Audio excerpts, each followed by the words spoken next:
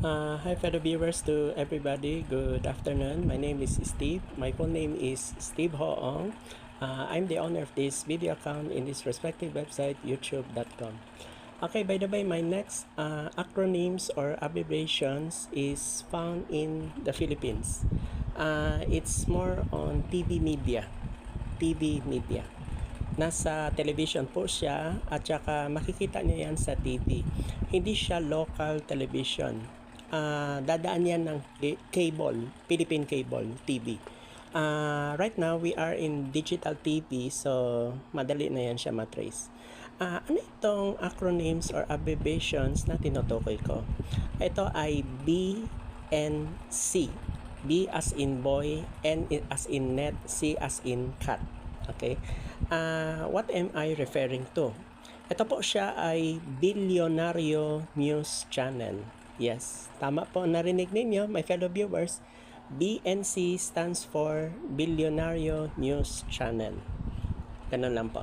By the way, I would like to inform sa youtube.com na staff tsaka mga kanila, personnel, ang aking abbreviations and reels lahat sa under my account is a paid promotion label. Ganyan po kami. Basta acronyms, abbreviations, then ako po yung nakikita ninyo sa video, yung world's famous necrologist. Ako po yun. By the way, sa mga nagtatanong sa akin, meron pa ba akong ongoing financial sponsorships? Yes. Tumatanggap po ako ng financial sponsorships kasi ang purpose ko dito, yung sa acronyms or abbreviations, hindi lang Pilipinas, all over the world, hindi pa siya nagagawa ng website. Itong website na ito, hindi lang pang Pilipinas, pang global, worldwide po siya. Kung dito sa Philippines, tumatanggap po ako ng GCash, Maya, Palawan Pay, tumatanggap na rin ako. Then, bank-to-bank transfer dito sa Pilipinas, tinatanggap ko po.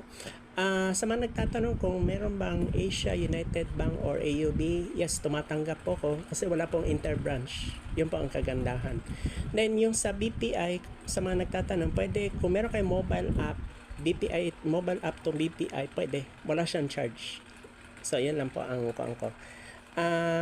Okay, so ito lang muna ito. Napaka-simple lang. TV media po ito. Television channel po ito. Okay, that's all for the meantime. Thank you so much for listening in this video. Good afternoon.